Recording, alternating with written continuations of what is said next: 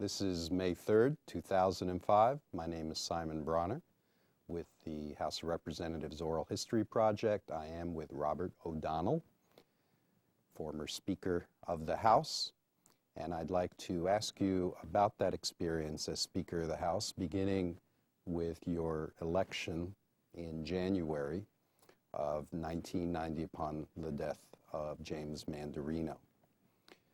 What occurred after his death, and how did you get involved with becoming Speaker? Well, there was obviously a moment of shock and sadness when Jim died, and a question immediately arose about how to replace Jim and what happens next. As the majority leader, there was an expectation that I would become Speaker, in the sense that has been the historical path. But I had to stop and think about whether I really wanted to be Speaker, because the majority leader in the House is the place where the institutional power resides, and it had been a very exciting year for me. It was the most exciting year in my legislative career as majority leader. Speaker is primarily ceremonial, at least institutionally. Different people have contoured the job in different ways, but that's really the institutional role, is ceremonial. So in any event, I thought about it and realized that if I had any further ambitions at all, and at that point I hadn't considered them seriously, Speaker would be an important step, even though I'd be losing control and I would be losing the role that had been so rewarding and exciting for me. So in any event, I made the decision to run for Speaker and to try and replace Jim, and began making contacts. Now, I'd like to think that my election had a lot to do with my personality and charisma. I think, in fact, the most compelling reason was the institutional power being in the majority leader's office. And what that means is that the majority leader is the employer of all the staff in Harrisburg. The individual members have no staff. The secretary for a member works for the majority leader or the minority leader. And your parking space and just about everything about a legislator's life in Harrisburg is controlled by his caucus leader. So as majority leader and a candidate for Speaker, if the two choices were to oppose me and you were unsuccessful, I'm now the Speaker, that's not a good idea. Or worse yet, you oppose me and I'm unsuccessful, in which case I'm back as majority leader and have all those resources at my command.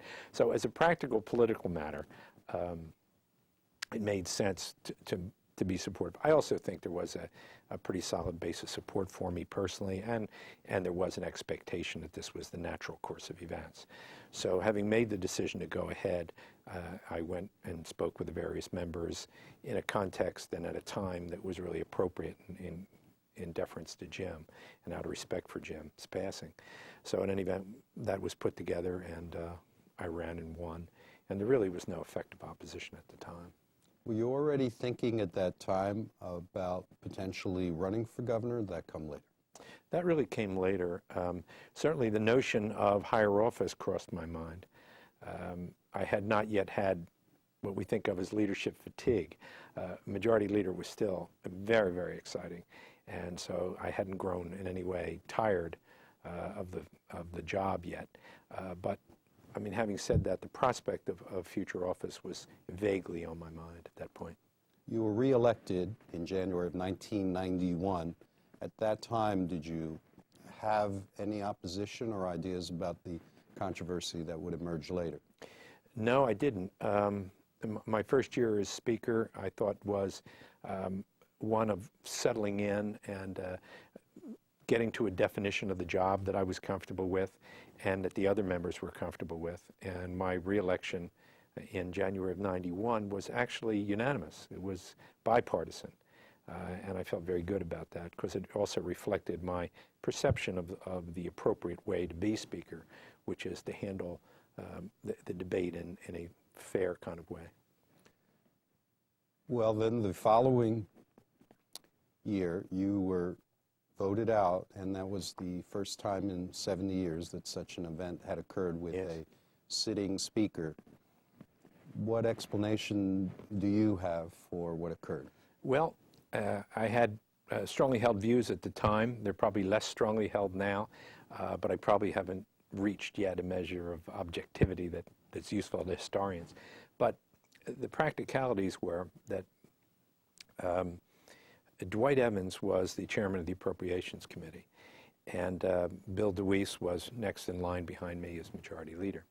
Now, stepping back a little bit, when there's tension between the speaker and the majority leader, there's usually an attempt to resolve that without kind of open warfare. I mean, certainly that tension predictably arises. It arose between Leroy Irvis when he was speaker and Jim Mandarino when he was leader, because Jim was expecting Leroy to move on and Leroy didn't, and Jim was quite frustrated. There was a lot of tension. A fight was threatened, and then it was resolved. When Jim became speaker, and Jim was a very forceful personality, and I became majority leader, Jim could certainly have taken me on, and it would have had, I think, a disastrous effect within the caucus, but regardless of who won that outcome. But Jim wound up deferring to me as majority leader because that's where the institutional power was, and there was a sense of the appropriate role of the majority leader being control of the calendar and really control of the caucus. You were the leader of the caucus. One of the things the majority leader had done in recent times was to negotiate the state budget. So I negotiated the state budget as majority leader. When I became speaker, I deferred to Bill DeWeese, and my view of the well-being of the caucus depended on us recognizing that tradition. So I deferred to Bill as the chief negotiator for the budget. He, however, turned around and, in the interest of solidifying his power base, he made a deal with Dwight Evans, who was the chairman of the Appropriations Committee, and deferred to Dwight as the chief negotiator in the budget. So I handed it off to Bill as a deference to the set of expectations, and he handed it off to Dwight as a way of creating that power base. There was also a growing kind of rift that started with differences in styles or approaches, or maybe even principles. Two of the lessons that I learned growing up, which I carried into legislative leadership, were that you treat other people the way you want to be treated.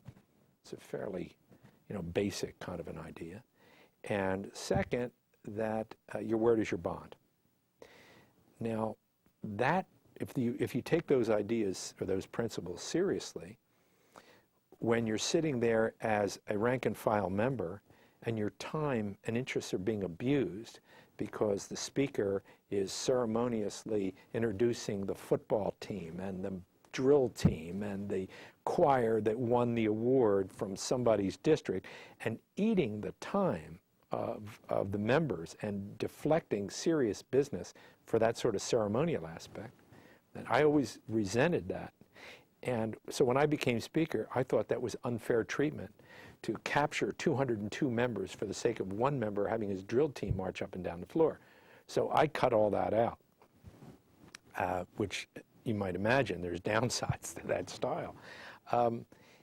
But in any event, so I treated other people the way I wanted them treated, and my word was my bond. So in politics, that translates to a deal is a deal.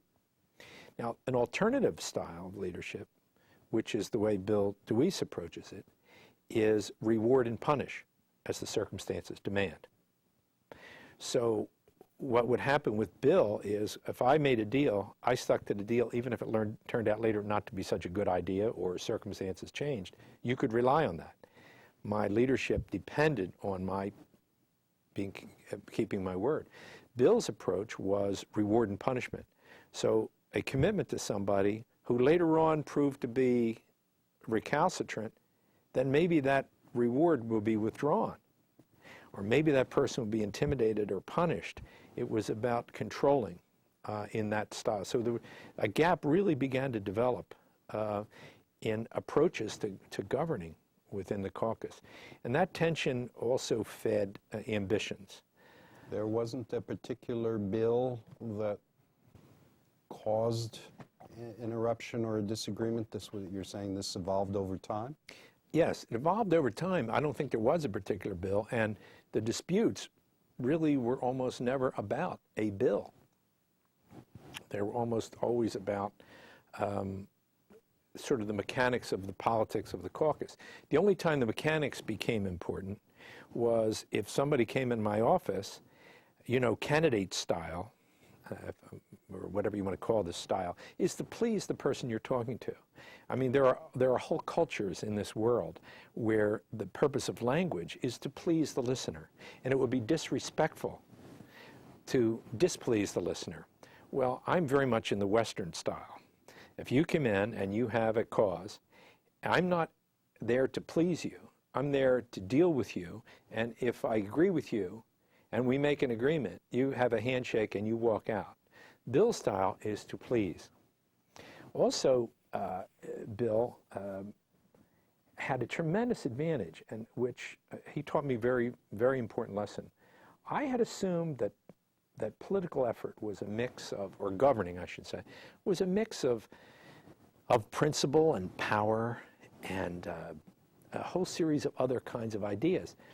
And I was shocked to discover, and this is something Bill taught me, that the primary interest of people, perhaps people generally, but certainly people in politics, is not power. It's having attention paid to them. And what I was offering as a leader, both as majority leader and speaker, was loyalty and effectiveness. But you had to call on me. If you walked in the office and told me what you needed, I would go to bat for you, if you remember my caucus. But I never called you on your birthday. I never sent your wife flowers, which Bill did. So in effect, I never paid attention. It was even a joke in the office. The various lobbyists and other favor seekers that would find their way to my door would bring in small tokens, everything from a paper clip to a bottle of liquor. So what we would always do is just take all that stuff and put it in a closet. And whenever somebody reminded me, today is Secretary's Day, I'd call everybody in the office and say to the secretaries, open the closet. I understand it's Secretary's Day. You can have this calendar, which came to us from the Horsemen's Association, or you can have that bottle of liquor, or whatever you want, because today is Secretary's Day, or it'd be somebody's birthday. Open the closet, it's his birthday. Do you see what I mean? But I never took note of any of those things. I was not a payer of attention. So you can see that these styles, really, really caused a lot of attention. I then made up my mind that I was going to run for governor. At about the same time, Dwight Evans decided he was going to run for governor. So this would have been in 91? This would have been in 92, early in 92. Okay. So I decided I was going to run for re-election to the House, but I would not run for re-election in 94. There was no fallback, up or out. So I decided I was going to run for governor. Dwight decided he was going to run for governor. Well, it would be obviously to his advantage and my disadvantage given that we're both from Philadelphia, trying to run for governor, it would be to his advantage and my disadvantage if he could get me out as speaker. Well, Bill was more than happy to accommodate that impulse. And so Bill led the charge, although Dwight put together the Black Caucus and also put together a split in the Philadelphia delegation, which obviously significantly eroded my base. And so that was the power of the majority leader's office plus Dwight plus, I like to think of it as a difference in style, but you may want to think about it as a malfunction of my personality. Be that as it may, things were kind of teed up for that last round. Were you aware that he was going to oppose you? In other words, did you feel it was a betrayal, or were you already aware that he was on the outs with you? Well, both of the above. It was not a sudden event, although it was so incredibly short-sighted that I guess I had trouble believing it at first when it finally came true. But then, in retrospect, I said, well, yeah, of course, this has been a long time coming, and I can see how it plays into Dwight's ambitions as well, and so it makes a lot of sense. I guess part of the reason I was shocked was not because it was inconsistent with my view of Bill, or it was inconsistent with the history if you look back on it rationally. I guess I was surprised because it seemed to me obvious that what a caucus does is pursue, it's hard to appreciate this from outside the legislature. But what a caucus does is attempts to achieve a majority that is unified, that supports a program or a philosophy or something larger than the members' individual interests, and derives some political benefit for its individual members. And to achieve those four goals is really the function of leadership. And I really was hard-pressed to see how those goals could be achieved in the context of this kind of takeover, because I was leaving anyway. So all this would come to fruition for Bill or whoever in '94, and instead of '92. But it had to do with the gubernatorial race, and so it was imperative to make that move. Now, of course, one needs to remember that another dynamic or impulse or motivation for people in elective office is to keep themselves there. So part of the desire of every legislative leader is to keep himself in leadership. So what I didn't fully appreciate was Bill's very, very,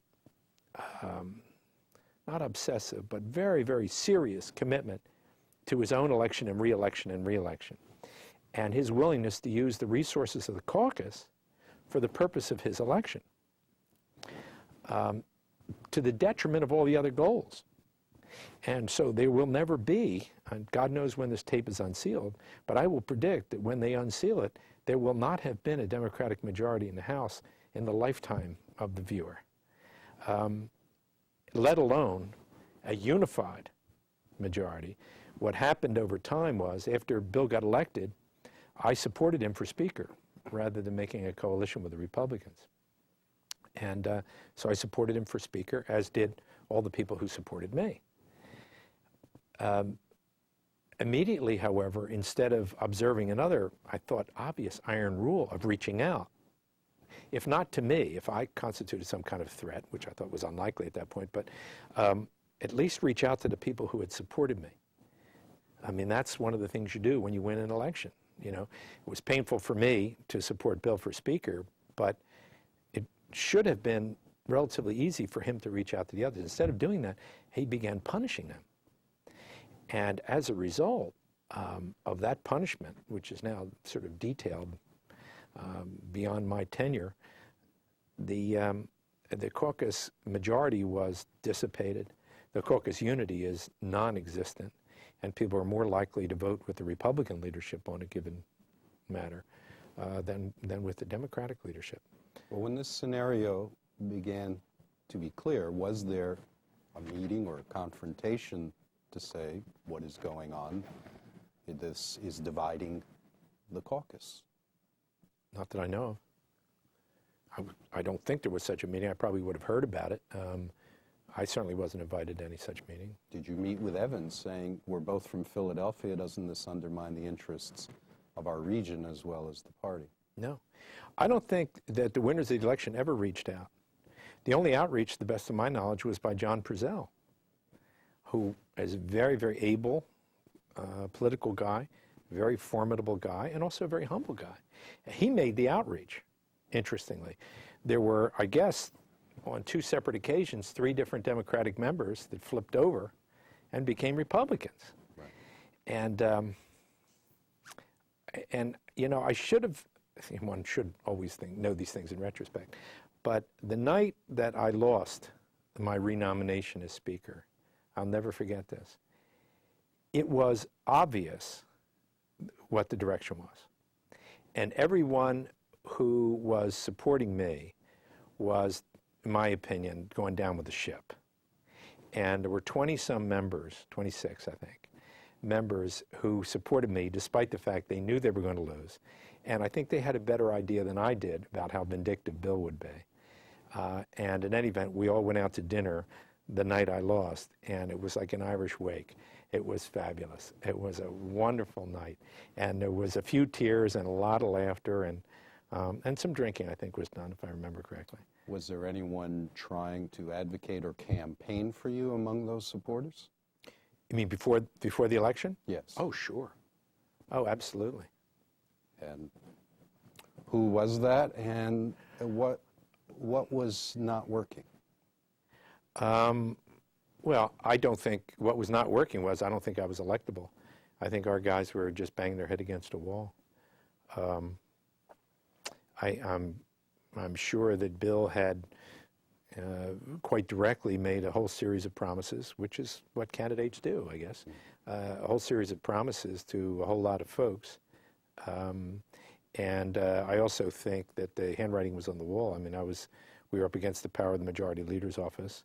I was probably not the most affable candidate for these guys to be behind, in all fairness. I mean, what they were offering was a set of virtues, if I can call it that, which I think are the appropriate characteristics of a leader, but which are not necessarily the most attractive characteristics for a candidate.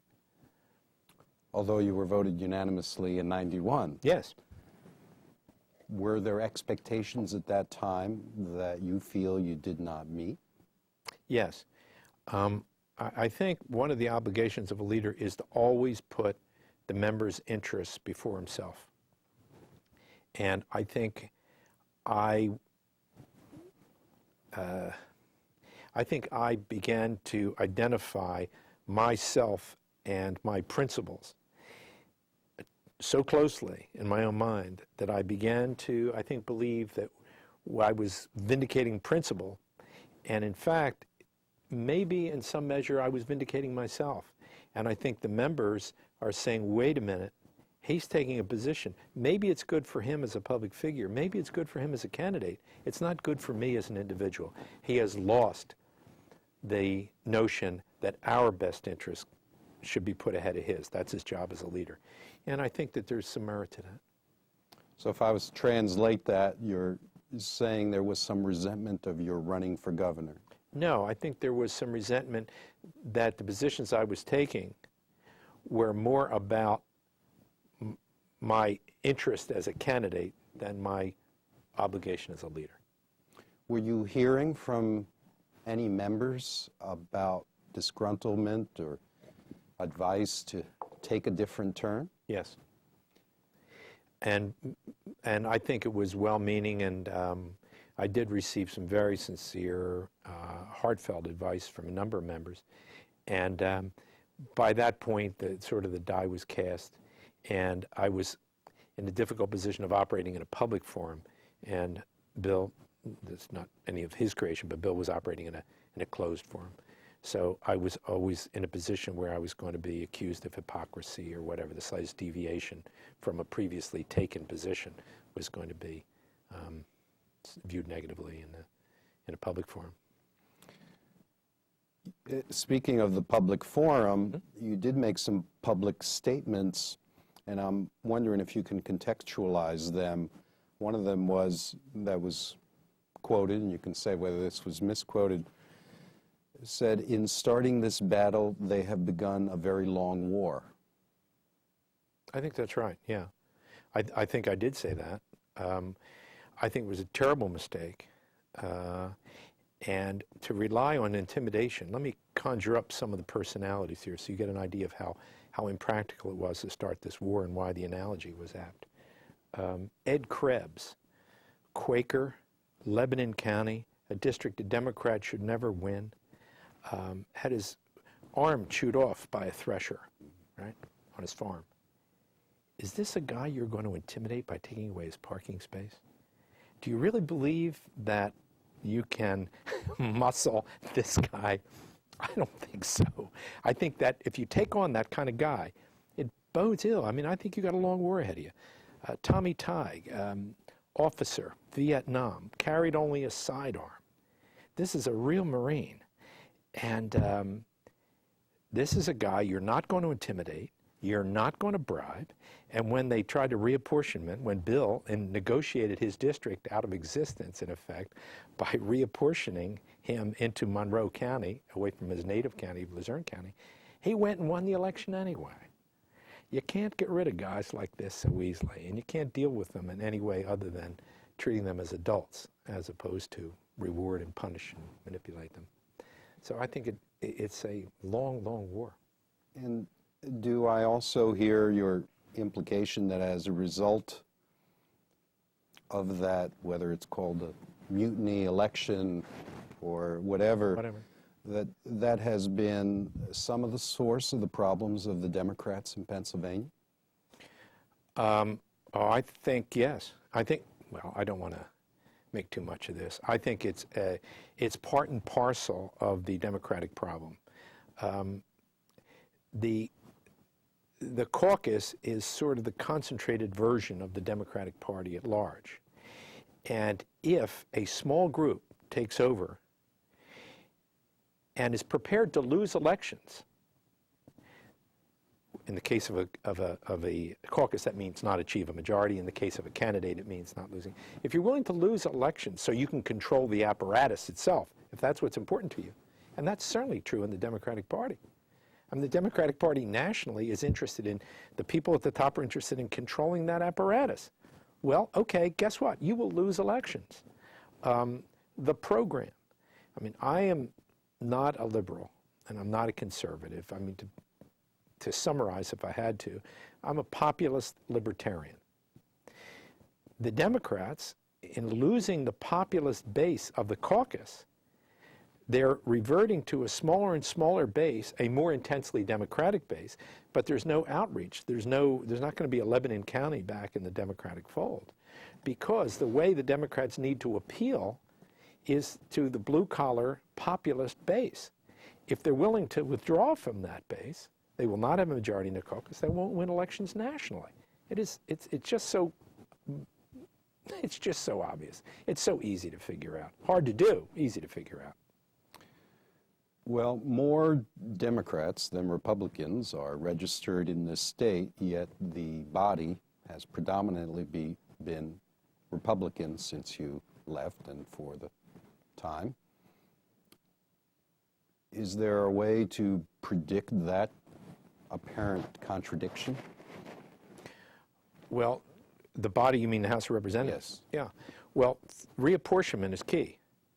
Reapportionment is a negotiated process in Pennsylvania. And the Republican goal has been to achieve a majority. The House Democratic leadership's goal has been to maintain control.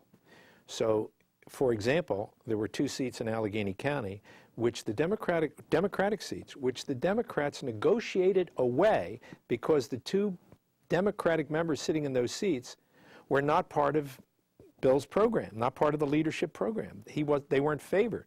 So the trade-off in that negotiation was give the Republicans the seats as long as they will take seats that belong to or are occupied by people that are trouble for me in terms of my goal, which is maintaining control over the apparatus. It's a very simple transaction. It's not hard to understand at all. You're also implying, though, that what DeWeese was offering was not so much of an agenda, but the promise of rewards. Is that fair to say? Yes, I think that's primarily true. Did you have an agenda? Yes. The internal agenda was, we're adults. I'm not your parent. We're all adults. We're going to deal with each other as adults. I will respect you. You will respect me. The leadership has certain prerogatives. You'll respect those prerogatives. The members have certain rights. Those rights will be respected. The alternative is, I think, the maybe not the Godfather model, the parent and child model, in which you're not an adult. You really don't have a lot of say in what goes on here, but you get to complain about it, and you get rewarded when you're good, and you get punished when you're bad. Well, I preferred the adult model. Well, I asked you earlier whether there was someone or some people who were particularly advocating for you, whether Sure. it was unsuccessful or not. And you mentioned generally that those were people who were going down with the ship. Right. Who were they, and what were they telling you about the challenges? Well, Tommy Corrigan in Bucks County, and Tom was not feeding back intelligence so much as he was energy. I'm for you. I'm going to talk to everybody. Let's do what we can. You know, Tom, in fact, was in a near-death automobile accident and cast his vote from a distance from a hospital. I'm not sure how persuasive he was to other members, but Tom Tighe, as I mentioned, Ronnie Cowell from Allegheny County, Tom McClovic from Allegheny County, oh my goodness, Gaynor Cawley from up in the Scranton area. And I guess what these guys were saying back was that this is going to be an uphill battle from day one. What was their incentive then if they saw that this was uphill? Was it loyalty? Was it something else? I think the single most important dynamic, and each of them had their own set of motivations, and nobody's without political calculation. But I think the single most important dynamic was loyalty. I mean, the one thing that I offered, and frankly, the one thing that I received of greatest value was loyalty. And these guys were just loyal to the core. Well, you said that after the news came out, it was like an Irish wake. Yeah. Did that embitter you to politics, though? No. What was the result for you personally and as a politician? You know, a death in an Irish family is tragic, but it's not serious. I mean, there's a measure of humor that can be used to appreciate the history. No, it certainly didn't embitter me. I continued, on the advice of friends and supporters, to run for governor. Did that hurt your campaign? Oh, no question about it. Absolutely. Because the difficulty in that well, we can talk about that campaign, but it certainly hurt because it was a tremendous loss of stature, which, you know, hurt the credibility and everything from fundraising to politics. You also chose not to have a farewell address. Could you talk about your thinking at that time and whether you regret that?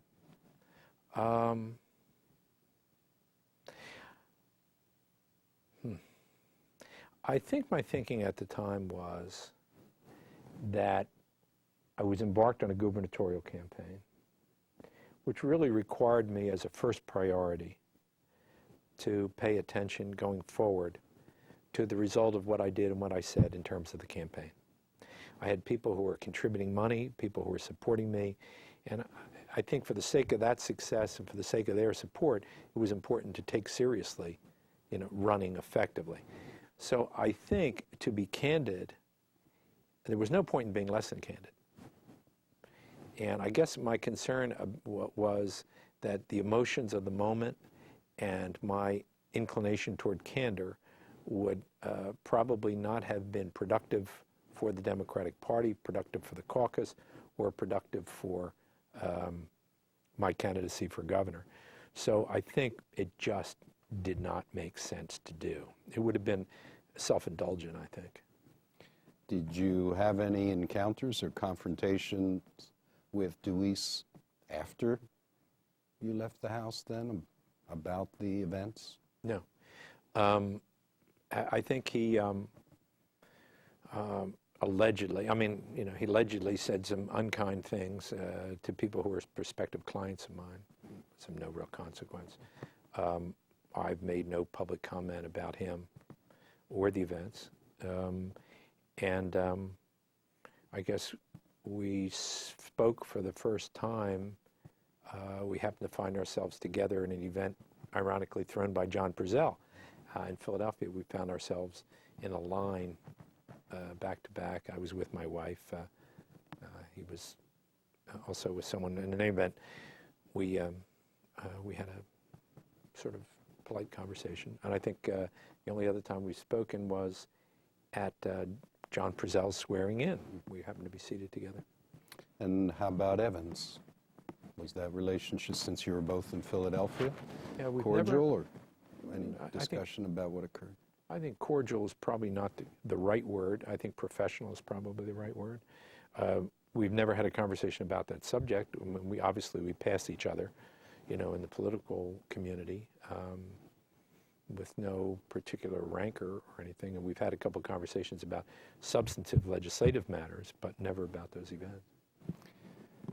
Well, maybe you can answer some thing else that appears in some of the coverage and some of the rhetoric. There are references to you as a modern politician.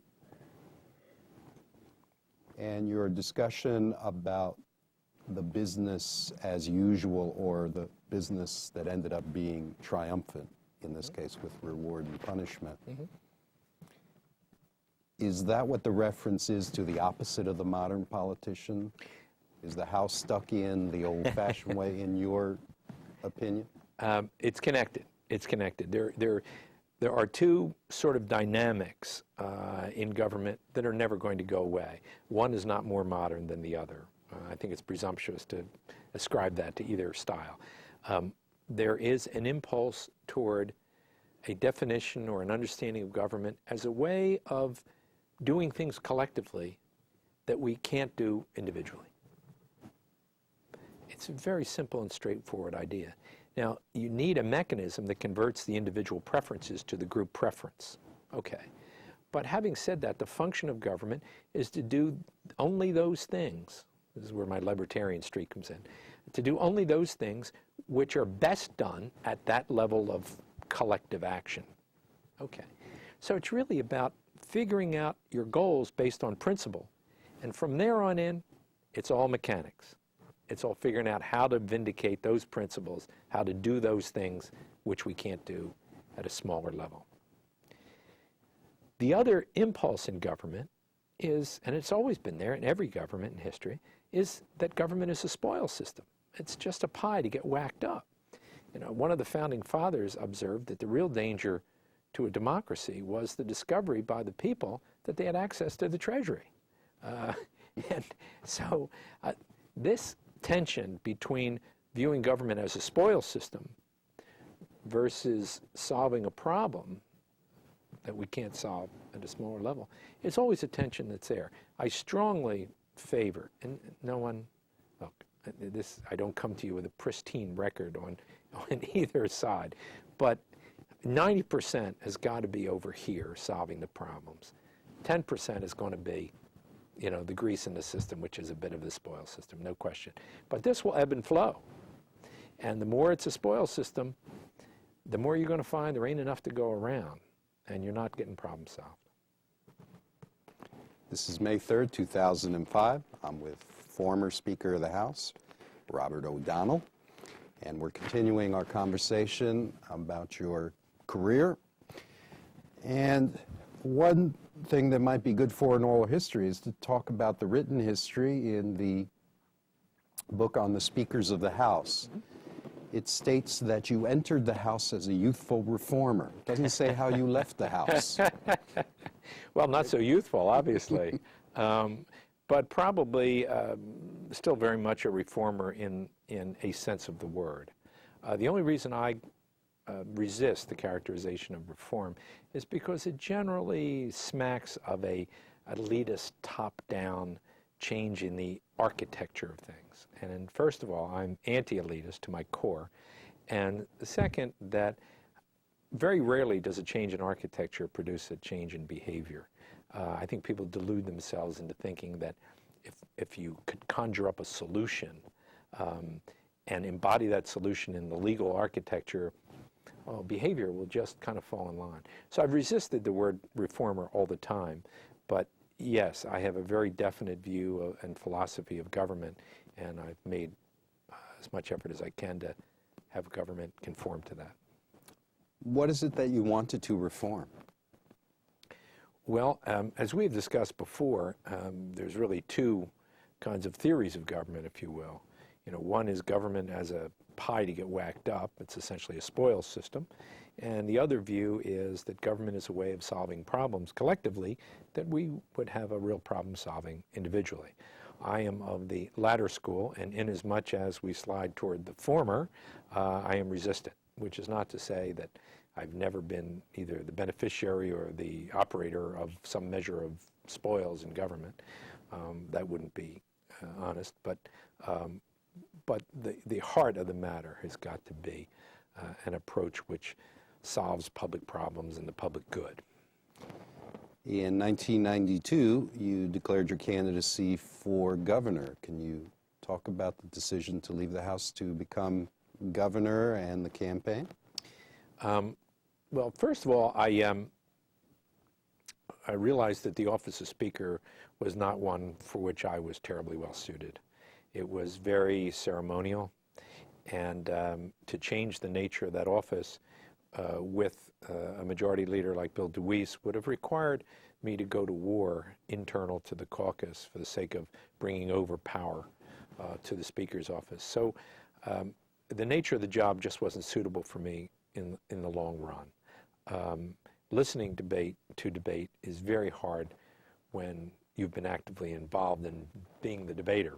So that was difficult, and I realized as grand a job as it was in some ways, it just would not be suited for me for the long run. And that as I looked, I thought that to be governor would be just a fabulous kind of opportunity to accomplish the kind of things I wanted to accomplish.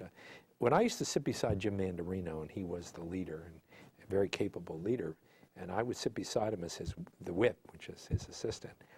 When you sit there as assistant and you're carrying out, the team's direction and the direction of your leader, you're thinking to yourself, and I shared this with Jim without hesitation, you ought to be doing it this way, you ought to be doing it that way. Well, if you have strong feelings like that, well, then you ought to run for office yourself. So I had very definite feelings about what the governor ought to be doing. And I said, well, if I feel that strongly about it, I ought to run. What was it like campaigning for it? Compared to running for the House particularly? Yeah, it was, I guess, disastrous is the word that comes to mind. First of all, the actual activity of campaigning was quite analogous to campaigning for the House, in the sense that when I was campaigning for the House, if you were not a celebrity, people had no interest in coming to hear you speak. So you had to first achieve celebrity status. Well, achieving celebrity status in Washington County in the midst of a historically cold winter with over 3 feet of snow on the ground, it's awfully difficult to get people to come out and hear what you have to say. So campaigning for governor consisted in too much time. It's the nature of it. It was inescapable. Too much time trying to raise money with too little success. Second, too much time trying to cultivate the press, who had a sort of an aggressive disinterest at the same time as a sort of a cynicism about it. So it was very difficult to penetrate the press. That was very frustrating. And third, the person-to-person campaigning was always rewarding when you could engage. But the difficulty is that folks were not so inclined to engage. I mean, when you're running for president in New Hampshire, I think the New Hampshire folks are used to seeing you walk into the diner and they have questions for you and they want to take a look at you. I think when you walk into that diner in Pennsylvania, you're running for governor and they have no idea who you are or anything else. It's very difficult for them to engage. They're not just terribly interested in it. So that was kind of frustrating. The real key for me for governor was Mark Singal had a significant edge by virtue of having been lieutenant governor and then acting governor. And I got one of the most respected pollsters in the country. Actually, at the threshold, I fell into, I think, too conventional a way of thinking about this. Get the big-time pollster, get the media guy, get this. And that adds credibility to your campaign. So the political community was making demands on the campaign and on me to achieve credibility by essentially doing something different than my gut sense would tell me to do. So I got the big-time pollster. He took a poll, and it showed me at 11% favorable recognition in Pennsylvania. I think Mark Singal was at 18%. 11%, that's preposterous. You know, I couldn't get 11%. I could get 11% on my block, but beyond that, there was no way in the world I could get 11%. Well, you know how people are patient with you when you just don't understand. They speak a little slower, And so all my consultants were speaking more slowly about things I couldn't possibly understand, like the methodology of the poll. It's called methodology, Bob. So I had to tolerate that and live with the good news that we were 11%. So the media guys then said, you know what? What we need to do is narrow this race to you and Mark. And to get to that step, to get to the can-win alternative to Mark Single, we need to spend $1 million on very, very thoughtfully placed media ads. So I said, okay. So I went out and raised $1 million. And, you know, and I was telling, by this time I was 80% convinced. So I'm out there telling my contributors and friends, look, we're 11%, the strategy is spend $1 million, you know, get competitive with Mark, and then we'll take the shot. Well, I got the $1 million. We invested it very thoughtfully in these carefully placed media strategies, and then took another poll. And that second poll showed that I was now at 7% after having spent $1 million. So I thought, well, geez, if we raise another $1 million, I can disappear altogether. There arose a credibility problem for me, and my contributors are saying, wait a minute, has Bob become like every other candidate? He just goes out there and lies to you to get your money. So I think some reasonable questions arose in people's mind about A, my viability as a candidate, and B, perhaps my candor or my personal honesty. And, you know, that's something that's very, very important to me. And so for both the practical and the personal reason, it was imperative to withdraw, which I did. Well, you had already left the House. Had you thought Yes. about running for elected office again? No. Well, every now and then, I have what I guess is an old-timer's disease. You know, you pick up the newspaper, or you pass the television, and you say, "There what? You know, that's it. I'm going to run." But the only time I fill in that blank is for mayor of Philadelphia, and that's not really a viable kind of consideration for me. So. Well, speaking of the mayor of Philadelphia, one of your reported run-ins in your career was with the late Mayor Rizzo. Yes. And some of the coverage was that he actually actively campaigned against you Yes. in 1978. Yes, that's right. Was there something that caused that rift? How do you recall that segment of your career? Well, that's a little bit longer story, and it's not entirely about me. When Frank Rizzo was the mayor, we didn't have a personal relationship, and we frankly didn't hit it off very well personally. I had always believed that I was Irish, and in those days, Frank Rizzo managed to divide the world between black and white. So I guess that's how the Irish become white. I'm not sure. But in any event, we never saw really eye to eye, either personally or philosophically. We shared a kind of populist base, which is interesting because there's a neighborhood in Philadelphia in Manayunk. And the one place where we would both appear, sometimes on the same night, was the Polish war veterans in Manayunk, who supported both of us and couldn't understand how we weren't good friends. But in any event, so I never had a positive relationship with the mayor. But I think more to the point, what happened was in 1972, I was going to run for the legislature and got reapportioned out of business. So at the time, we had all the volunteers from previous campaigns, like Bill Green's campaign, Milt Schaap's campaign, and so on, who we had encouraged to run for committee person. Well, they ran, they won. I had a deal that I would support this fellow, Gardner Foley, for ward leader, and he was going to support me for the legislature. Well, I was out of business as the legislator because of the way reapportionment occurred.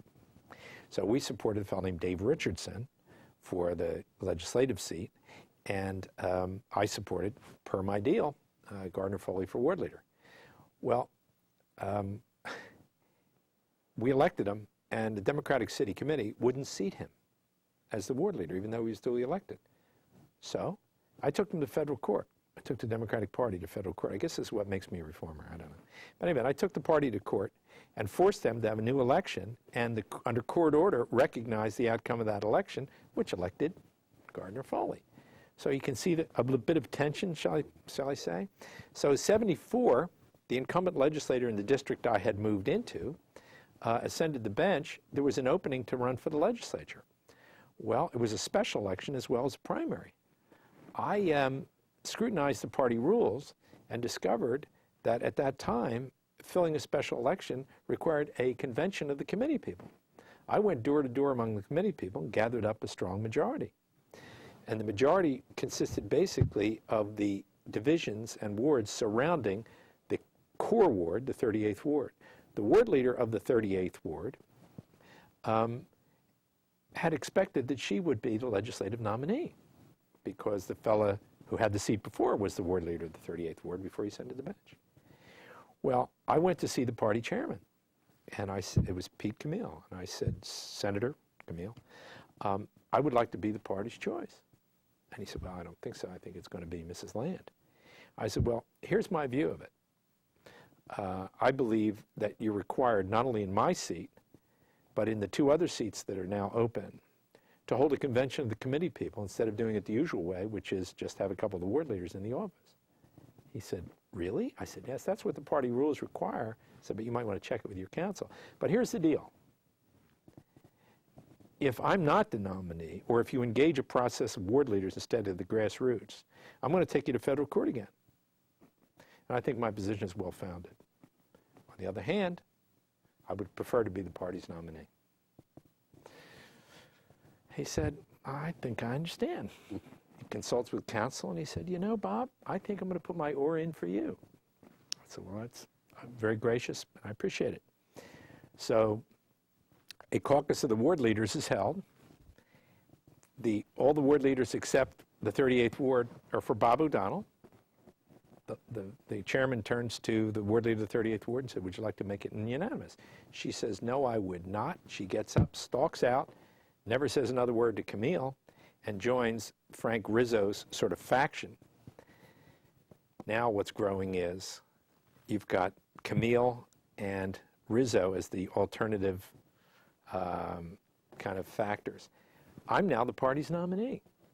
So in 1974, I get elected. 1976, there's a certain, the Rizzo faction is now growing in strength, and somewhere in that history, and I forget exactly,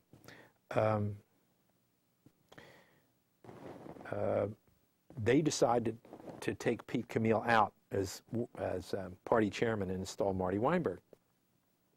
So I meet with Pete, and we had dinner at the Atlantic City Country Club with a bunch of folks.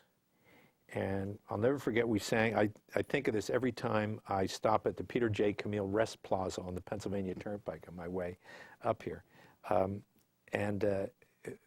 never forget, at the end of the dinner, everybody sang Pennies from Heaven, because that was Pete's favorite song. But I get a sense that things were not going terribly well for Pete. And in any event,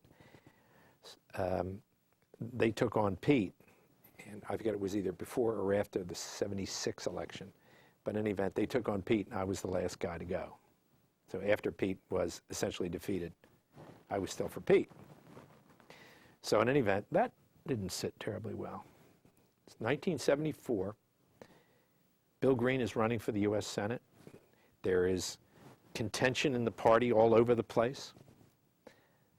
There is a deal made at the highest levels, and the deal results in, and there's some colorful stories attached to this, but suffice it to say, I'll jump to the end, which is that as a result of this deal, I wound up unopposed in the Democratic primary. Lo and behold, I'm elected in '76.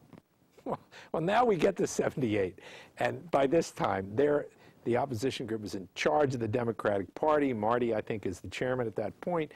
Frank Rizzo is the mayor, and they're finally going to get rid of this guy, right?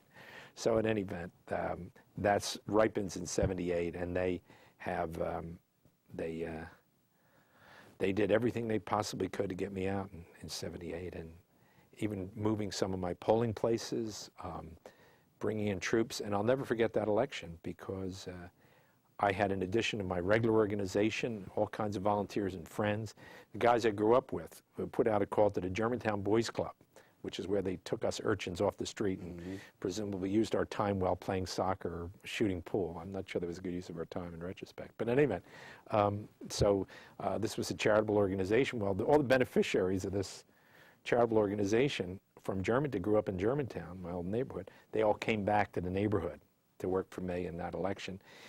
Friends of mine from around the city that were active politically. A fellow named Bob Borski, who was a state rep and later a congressman. He recruited his folks. We got some Polish-speaking people to Hamlin Division, Manioc. We put 400 people on the street. And I just squeaked by that election in '78. And then they only came after me one more time after that. But that was over after that. Well, the report was that Weinberg had spoken to each of the legislators in the Philadelphia delegation about opposing you, but yet that wasn't for election support. That wasn't for election to the House. The first time I ran for leadership, there was I'm running for, I think, whip. It was the first time I ran, and I'm running for whip, and I have commitments. There's two other candidates for whip from Philadelphia, and I have commitments from a group of people, and I have a conversation with one of the other candidates, and we share commitments, and it turns out there's a very substantial overlap in our commitments. So more than one person had committed twice. So he said, no, they're for me. And I said, well, I'll tell you what, maybe they're for you, maybe they're for me. Let's do this. Because the lowest candidate drops out, if you drop out before I do, because it turns out they were lying to you rather than to me, then would you support me? Because if I get knocked out first, I'll support you. He said, okay, it's a deal. So in any event, the election is in runoff style. So the election is being held in the caucus room, and I had the second lowest number of votes. So the lowest guy gets dropped out. And on the subsequent election, I pick up all his votes by previous arrangements. Uh-oh. So as each guy drops out, I'm picking up the guy dropping out. So finally, it's just me and the incumbent. So the outcome is, I think, going to be pretty clear. Jim Mandarino gets a phone call. He stops the proceedings, calls a break in the proceedings, invites selected members of the Philadelphia delegation over to his office. And in his office is Buddy Cianfrani and Marty Weinberg. Buddy, at the time, was Senate Appropriations Chairman and quite a character. And Marty Weinberg, who was the party chairman. So Jim let them do their pitch, and they were promised, I'll never forget this, they were promised consideration. So they came back. Meaning? Well, they came back, voted for the incumbent, and he was elected. I was defeated. So afterwards, in an attempt to learn from this, I said, well, what did you guys get? We got consideration. And I asked what you just asked. What in the world does that mean? And what do you mean, what's it mean? What does it mean? He said, I don't know. He said, I hadn't thought about that. I said, okay, well, I'm sure you'll get whatever it was you weren't promised. So. Well, shortly after that, speaking of the Democratic Party, Representative Burson called you the Democrat of the future. Now that we're in the future, assumedly, what do you think about where the Democratic Party has gone, or what made you the Democrat of the future at that time? Well, I think that was a very kind characterization by Norman. Norman was perhaps the most important mentor, before that word was even in currency. Norman was the most important mentor that I think I've had, both professionally as a lawyer and more importantly as a legislator. We rode up and back to Harrisburg frequently, and he was chairman of the Judiciary Committee. And the way we did it in those days, in the beginning, was I worked under Norman, and a fellow named Tony Sirica worked under the Republican chairman. And the four of us worked together on all technical bills. So the Speaker, Herb Feinman, would take the divorce code and the corporation law and anything that was technical in nature, send it to the Judiciary Committee, and the four of us would work it all out so that when we came to the floor there was a bipartisan result on things that weren't ideological, and like divorce, for example.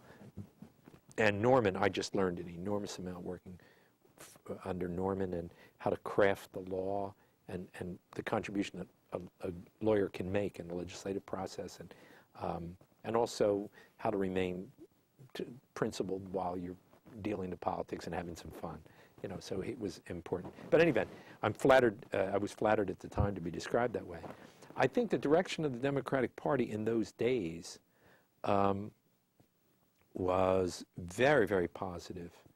And I felt myself very much a part of that. And I think Norman's observation reflected the notion that I was moving into leadership, and I was espousing the kind of ideas that were sort of on the cutting edge of the Democratic Party. I think the Democratic Party has certainly changed direction radically. That direction certainly doesn't include me in any significant way. Bill Clinton was the last guy on the, well, maybe Bobby Casey, but at the national level, I mean, Bill Clinton was the last guy who, in my opinion, connected with the populist direction.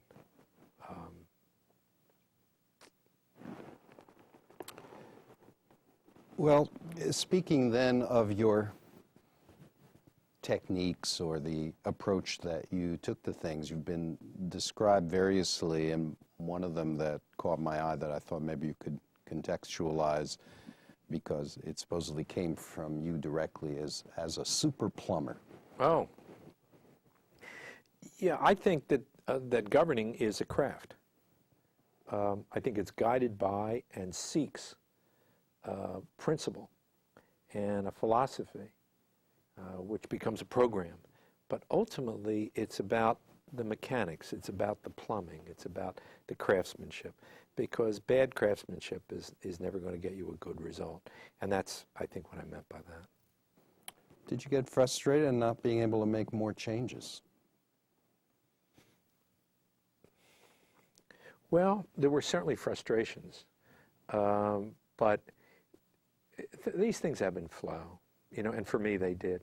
During the time when I was working with Norman and Tony Sirica and the Republican chairman, whose name now escapes me, it was a very productive time. Sure, there was frustrations, but the process was very productive. I think we did a good job as a core. I think the legislature did a good job. I think the debate on the floor on serious matters, I think, was well conducted, and I think that the members were well served, and I think the public was well served. And again, that was a very productive period for me, and I think coincidentally perhaps for the legislature. When I was majority leader, I felt the same thing. And government has a tendency to not act except in two times. One when it's too late, and the other when it's almost too late. So the frustration is that what is fairly obvious to me, and I think as a matter of common sense, as to how things would unfold, why not preempt that? And the frustration is getting attention for problems that, as a matter of common sense, are moving forward. So, you know, speaking today, I mean, the fate of the cities in Pennsylvania, I mean, they are headed rapidly for disaster. There's no question about it. And there is essentially no engagement. I'm wondering if the business of the business tax that you were involved in is indicative of that, where it was defeated and then you had to negotiate to involve the suburban areas. Do you recall that? Business tax or the wage tax? The wage tax. Wage tax, okay. Well, the wage tax is always a troublesome issue. One of the recurring themes is that no one wants to pay for anything. They all want more government than they're willing to pay for. And the negotiation of the wage tax was not frustrating in the real sense, because it was just a negotiation. It was just an attempt to get as much done as we could in some kind of fair way. I guess what I'm thinking of also politically is that you stayed in the city, right? You Yes. stayed and lived in Germantown, but in the 198th legislative district. My entire life, I've never lived anywhere else. But in the, let's say, 40 years that you've been in politics, there's been a great deal of movement to the suburban areas, since you talk about the cities and changing, in fact, the political base. In Pennsylvania used to be rural-urban, and now there's this other block that we think of as Yes. suburban, not very well defined. Reflecting back, how does that fit in with the notion of Pennsylvania politics that you had to deal with? How does that play out?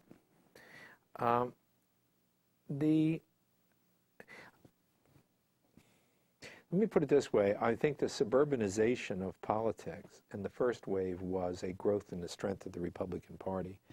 And the second wave, I think, clearly is a growth in the Democratic strength in following on the heels of that first wave of suburbanization. So overall, I mean, if you look at it in the long run, I'm not sure the suburbanization of the population or of the state is really a critical dynamic in terms of the fate of the parties or outcomes. Was your goal as a Philadelphia legislator to bring people back into the city? At the time, it wasn't necessary. It certainly is necessary now. No question about it. The cities generally, but I should hesitate to speak for others, certainly Philadelphia is inhospitable to families. There's no question about that. And in my opinion, cities can't survive with just the rich and the poor. And is that a problem to be solved politically? Absolutely. I mean, politics is the way we solve problems here, as opposed to, say, by gunfire. Politics is the way to solve that problem. I don't believe the problem is seriously engaged. Was there progress made, do you think, in the negotiations you had creating the Philadelphia Oversight Board? I think... Is that a model, since that was one of the early examples of... No, it's not a model, because the legislative process, and this is a frustration, you're conjuring these frustrations back up now. The legislative process tends to yield half a loaf. And I guess I've never actually seen a whole loaf in Harrisburg, but the PICA legislation, which was, we talked about before, really my legislation, was really half a loaf. I mean, what should have happened before that, which is a redefinition of the city's responsibility. The city drove itself, by virtue of its assumption of the social welfare responsibility, drove itself into a financial hole. That could have been prevented. PICA was at the too late or almost too late point. What should have happened was that trend, that set of dynamics were easily identifiable, and should have been dealt with early on, first. Second, I had suggested very early on that we have a 1% increase on the sales tax in southeastern Pennsylvania, 5-county region, Montgomery, Bucks, Chester, Delaware, Philadelphia. And that sales tax, the proceeds of that 1% add-on would be used to fund regional projects. My thought being that there were things in Philadelphia supported by the city which were really suburban in dimension, A, and B, that there ought to be a practical, as opposed to these interminable meetings and debates, there ought to be a practical integration of function between the suburbs and the city for the longer term. There were projects of regional interest which were also in the suburbs. So I thought a 1% sales tax add-on, and it would be used to fund, for example, cultural institutions, et cetera, et cetera. Well, the opposition to that was, well, we'd rather scramble for our piece of the pie, A. B, you can never get a sales tax add-on. It would make this region uncompetitive, et cetera, et cetera. Well, of course, when the city finally sank, we wound up with a 1% sales tax add-on, but only in the city of Philadelphia. And Allegheny County decides they're going to pass a 1% sales tax, and guess what? They devote the proceeds to regional projects, which gave significant relief to the budget of the city of Pittsburgh. Imagine that. So these things are not hard to understand. They're hard to do. So as the predictable direction of things is set, there's the opportunity to intervene and solve problems if you can get people engaged.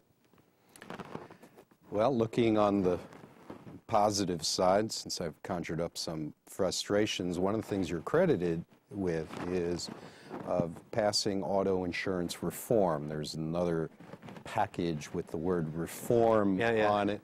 Maybe you can describe how that came about and what your role was and whether that's half a loaf or a full loaf for you.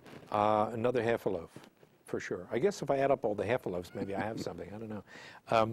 Auto insurance reform was a real problem because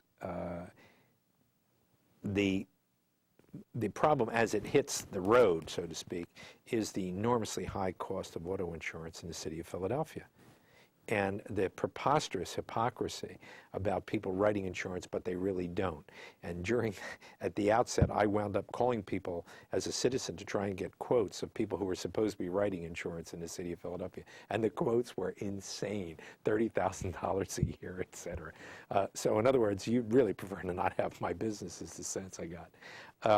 But the very techniques of underwriting the insurance were, in my opinion, defective and needed to be changed. And that's a fairly technical conversation, but suffice it to say that I would try and present a way of solving that problem, and people their eyes would glaze over a little bit, and they would say, so you want to lower my rates? I'm for it. Well, yeah, we want a fair system. Fair. So that means I'd pay less, right? Which is everybody in Pennsylvania, perhaps in the world's definition of fair, better for me. So in any event, and it was a fairly kind of complicated deal, but we put in motion the mechanics for dealing with auto insurance reform. And nobody really wanted to do with it. They would prefer to be in a position of having a complaint rather than having a solution. So we worked that forward, and I'll never forget it. Finally, the governor had to do something because everybody was saying, it's a Philadelphia problem, it's a Philadelphia problem, go away. So eventually the governor had to do something. So I will never forget, I said, great, when can we meet? Let's talk it over. I was skiing. I got called off the slopes for a phone call from Connie Foster, who was the commissioner of insurance, said, we just want to let you know the governor is going to make an announcement on insurance. So that way, when the press said, well, did you talk to the legislative leaders? You know, that's about the depth of press inquiry. Did you talk to the legislative leaders? Oh, yes. So in any event, the governor came forward with his plan, which didn't make a lot of sense to me. We tried to work together. I realized I was going to lose the vote because the governor was personally lobbying members of my caucus. So we went up, and it was time, and we had alternative positions on the floor, and I realized my position was not going to succeed, so I adjourned the House and prevented a vote, and then came back and negotiated a half a loaf. Did you get flack from the governor's office for adjourning? Yes, they were not pleased. And were there punishments from that direction? Since you talked about rewards and punishment in the House. Well, the beauty of not living on a system of rewards and punishments is there's not much you can do to me. So even, not being elected Speaker of the House or whatever, I've managed to muddle through. I don't operate in a rewards and punishment system. Not much anybody can do. Well, let's talk about muddling through, because in your press, there is often a surprise by reporters about your candor for a politician. Yeah.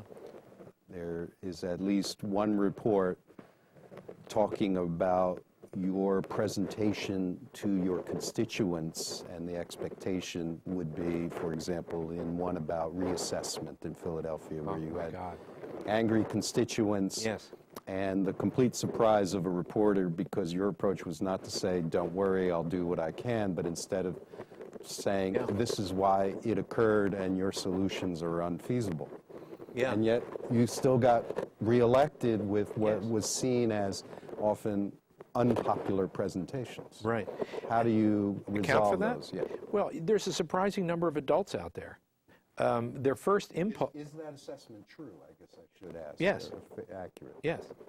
But there's a surprising number of adults out there. You know, people's first impulse vis-a-vis politicians is to put themselves in a childlike posture in which they get to complain, you get to sort of curry favor with them, they get to leave, you don't have to do anything, and they get a continuing right to complain. It's an interesting deal. Not much is exchanged on either side. But if they can be moved off that, if they can be told, we've now left that system, we're now moving into an adult system. If you can get them over that hurdle, you'd be surprised about how positive the response is. Now, not with everybody. Not with everybody. Many people would prefer to maintain their childlike posture. I'll give you an example. When I was a ward leader, which in Philadelphia is more important than being a legislator, I assure you, and I would hold office hours, and people would come in and say, my mom is old. She'll be older by the time you get home. What is it you want me to do for you? Well, we need to get her in a nursing home.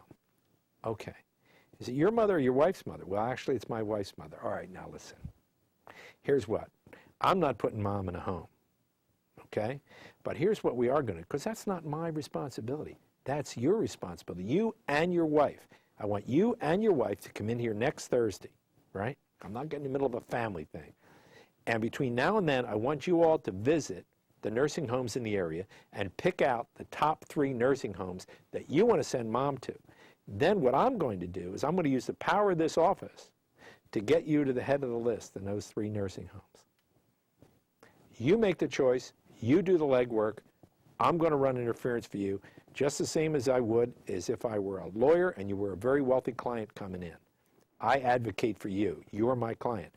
But I don't solve your problems, you solve your problems. Okay? So it was empowering for the constituents. Do you see what I mean? But it was also uncomfortable in some ways for many of the constituents, particularly those that were not inclined to become adults. Well, I believe in self-government. I know this is going to strike you as rash, but I believe in self-government. Now, it's representative government, but it's self-government. That's the burden that we have assumed in a democracy. what was the epilogue to the reassessment story? Is there a happy ending? Or No. What happened was that the property values were rising so fast in certain parts of the city that the tax on reassessment, because reassessment went up, the amount you had to pay at the end of the year was so heavy, it was actually a liquidity burden. It was a cash flow problem for the people living in row homes that they've lived in all their lives. So my answer was, let's make it a liquidity problem. They've had a windfall in the increase in the value of their home, which is worthy of taxation. But they don't have the cash to pay. Let's defer the payment of cash until the house is sold or they die. And at that point, the tax man can collect. A. B, it will be limited to those areas in which gentrification was the term that was used at the time, in which gentrification was occurring. Well, of course, what happened was every city in the area got, every neighborhood, the entire city got designated because nobody wanted to make a hard choice about which neighborhoods. And nobody really was interested in liquidity. They were interested in paying less. So we never got that. Now, in your tenure as representative, you established a district office. This was a fairly new development at the time, and I'm curious because you were talking about the ward leader's office as the trenches. What occurred after legislators started having district offices, having some of the functions that you described for the ward leader? Could you describe that? Yeah, I think the state legislators had the opportunity, which most of them took, to become the local political service organization. And I think their constituent services established them as a local political power. And did that therefore change the ward leader system? Or is that still The ward with us? leaders, nothing ever really changes in Pennsylvania. I mean, you have to think of it like an archaeological dig. You know, it's layered over. So there are remnants of every civilization still in the dig. So the ward leader system is there. The state representative district office is there. Media politics is there. There's a whole lot of things layered on each other. Let's talk a little bit about your role as a legislator and then as a leader. One of the issues that seemed to come to a head was about members' perks and pensions, both from the side of you as a legislator and then as a leader trying to negotiate and make changes in that, which erupted in some controversy. Could you describe that and how you reflect upon that now? Yeah, I think that I was generally resistant to increases in perks, and I was resistant to the pension plan, an increase in the pension benefit, of which I would have been the prime beneficiary. And I think in retrospect, it was reasonable for me I should have realized that the members reacting to that would have seen that as not just a statement of principle on my part or a position, but rather as a self-interested, hypocritical kind of approach by me. And I probably, that probably was in retrospect a mistake, because whether or not they were entitled to more or not entitled to more is probably not as significant in the long run as one might think. And also, I mean, looking at it, it was my general reaction to the whole grab, you know, the whole spoils system type of deal. And I probably overreacted, and I think it was reasonable for them to see a measure of, or to think there was a measure of hypocrisy there. And I should have realized the extent to which that it would undermine my leadership, which means it would undermine my ability to get other things done. I should have been more thoughtful about that. How did you try to balance being in Harrisburg with being in your district? Well, the first balance was being in Harrisburg and being at home. My district was relatively easy to service, frankly. But the real balance, the real tough part was the legislature and home. I had two young boys coming up, and it was essential to be with them. And it got kind of ragged, as you might imagine. I went home every night, which is a 2-hour trip. And, of course, that caused me problems up here because people say, you know, he's never around. He's always going back to Philly. He doesn't really care. You know, you can see the theme. He doesn't pay attention to us. He doesn't care about us. Well, not as much as I cared about my 2 kids. So I'm going home. I always viewed it as a job. It was a great job. I loved the job. But it was a job, right? And I also had a family. I wasn't obsessed by politics. It was a job. Wonderful job, but a job nonetheless. So in any event, I went home every night. Well, that caused me a lot of problems. So then what I did was I started staying up one night and tried to organize my time well, you know, promoted some sports, and I think we talked about that, haven't we? So in any event, the balance to be struck was that. Also, I needed to make a living, and I was sending my children to private school, and my sort of background is kind of modest economically. My dad was a bus driver, and so there was no trust fund for my kids, and so sending them to private school was quite a strain. So I actually had a job and as a lawyer for the rest of the week.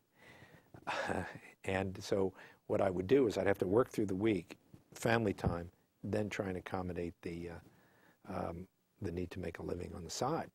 So in any event, it was a tough balance. Then you can see, now comes your question, what about the district? Well, frankly, I mean, people in my district didn't really expect to see me at the wake and the wedding, and they didn't expect to see me giving a citation to the Boy Scout troop. It wasn't my style. And so the expectations in terms of man hours spent in these ceremonial exercises, I think the expectation was pretty low. You need something from Bob, he'll be there for you. Go over there Thursday night. He'll take care of business, right? But it wasn't like, say, how come Bob's not at the parade? I went to one godforsaken parade in my life. I would never go again. I went to one plant tour in my district. I would never go on any plant tours, you know. I went to actually 2 plant tours, so to speak. One was a facility for retarded kids, but the other was a Tasty Baking Company because they give out jelly crimpets at the end. So balancing the needs of the district was a pretty manageable proposition.